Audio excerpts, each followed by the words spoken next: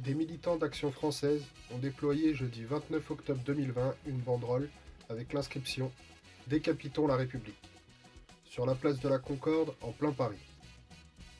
La veille, un militant de Génération Identitaire menaçait un commerçant d'origine maghrébine avec une arme de poing avant de se faire abattre par la police à Avignon.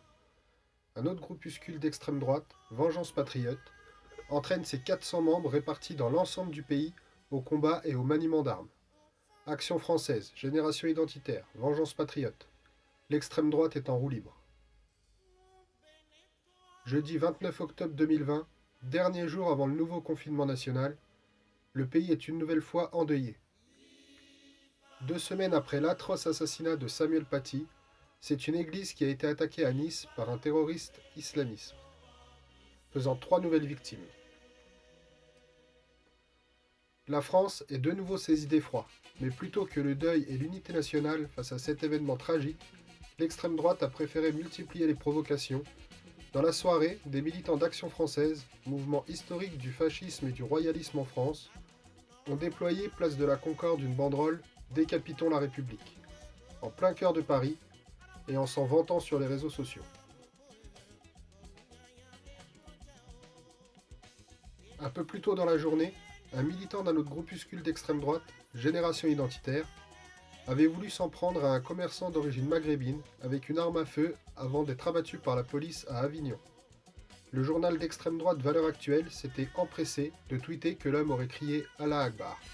Mensonge de Valeurs Actuelles, l'homme portait un t-shirt « Défends Europe » en référence à l'action de Génération Identitaire en avril 2018 au col de l'Échelle pour empêcher des migrants d'entrer en France.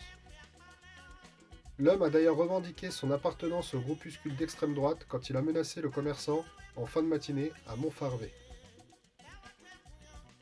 Une information confirmée par le procureur de la République d'Avignon. Un peu plus tard dans la soirée, une centaine de militants d'extrême droite ont défilé à Nice au cri de « On est chez nous ».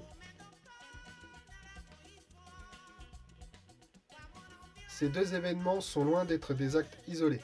Génération Identitaire et Action Française entretiennent des liens étroits avec le Rassemblement National.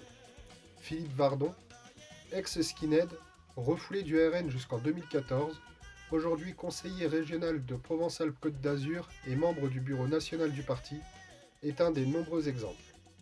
Le documentaire La Cravate, réalisé par Mathias Théry et Étienne Chailloux, montre avec brio à travers le parcours de Bastien Régnier, ancien skinhead, qui intègre l'équipe de campagne du Front National au présidentiel de 2017. Ce passage des groupuscules violents d'extrême droite au Rassemblement National, un documentaire de décembre 2018 avait déjà révélé ces liens étroits entre le groupuscule politique du Rassemblement National et Génération Identitaire. En étudiant la branche Génération Identitaire de Lille dirigée par Aurélien Véracel, recruteur pour Marine Le Pen. Une enquête de Street Press, publiée il y a 2 jours, donne une idée précise du phénomène. Vengeance Patriote, un groupuscule d'extrême droite inconnu des médias et du grand public, rassemblant 400 membres répartis sur l'ensemble du territoire, prépare ses membres au combat. Organisation de fight club, salut fasciste, cours de boxe, stand de tir, sorties culturelles, actions sur les réseaux sociaux. Le groupuscule est organisé et recrute dans toute la France. Conditions pour rejoindre le réseau de Vengeance Patriote, citer les ouvrages du penseur antisémite Charles Maurras, montrer une islamophobie décomplexée et de la hargne contre la gauche. Leur objectif ? Monter des gardes régionales pour lutter contre un prétendu grand remplacement, pour être prêt à prendre le pouvoir après l'effondrement programmé de la République. Sur les réseaux sociaux comme dans les services d'ordre de manifestation, là encore, le groupuscule d'extrême droite se met au service du Rassemblement National.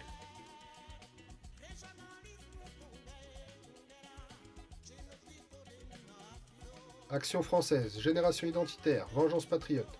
Pourquoi ces groupuscules d'extrême droite, graves menaces pour notre République, ne sont pas dissous ? Le 13 juin, alors que le comité Adama appelait à un rassemblement républicain à Paris contre les violences policières et le racisme, des membres de Génération Identitaire déployaient une banderole haineuse sur le toit d'un immeuble attenant à la place. La police a arrêté 12 d'entre eux avant de les relâcher sans garde à vue ni poursuite judiciaire. Pourquoi une telle clémence ? Le groupe parlementaire de la France Insoumise à l'Assemblée nationale avait pourtant choisi d'exercer son droit de tirage pour la saison 2018-2019 pour créer une commission d'enquête sur la lutte contre le groupuscule d'extrême droite en France qui avait révélé les dangers qu'il représente pour la République.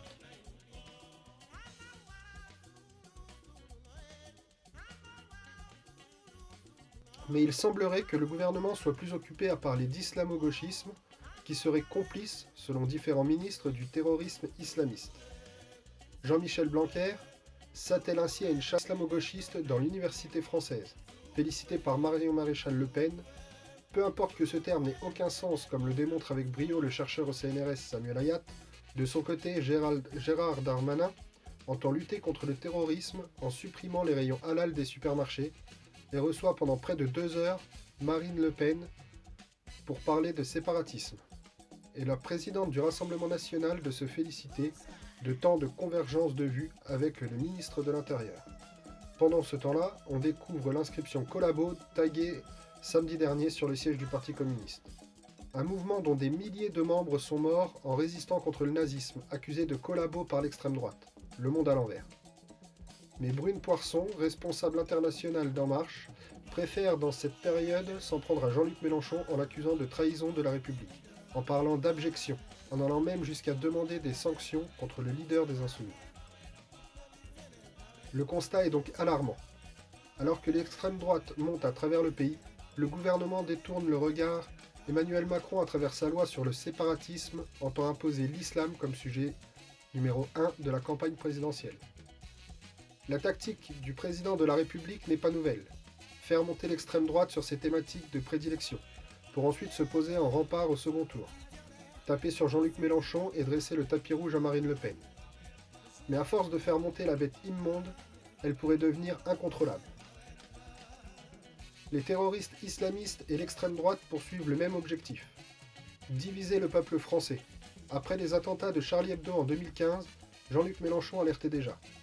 L'objectif poursuivi par Daesh est de faire exploser le pays en polarisant la société entre ceux qui sont musulmans et ceux qui ne le sont pas. C'est le cœur du danger. Après l'assassinat atroce de Samuel Paty, le leader des Insoumis alertait de nouveau sur la volonté des terroristes de diviser le pays. Après le nouveau drame de Nice, il est utile de réécouter ce qu'il disait. Chacun d'entre nous est le rempart contre la haine. Puissent ces mots être entendus aujourd'hui.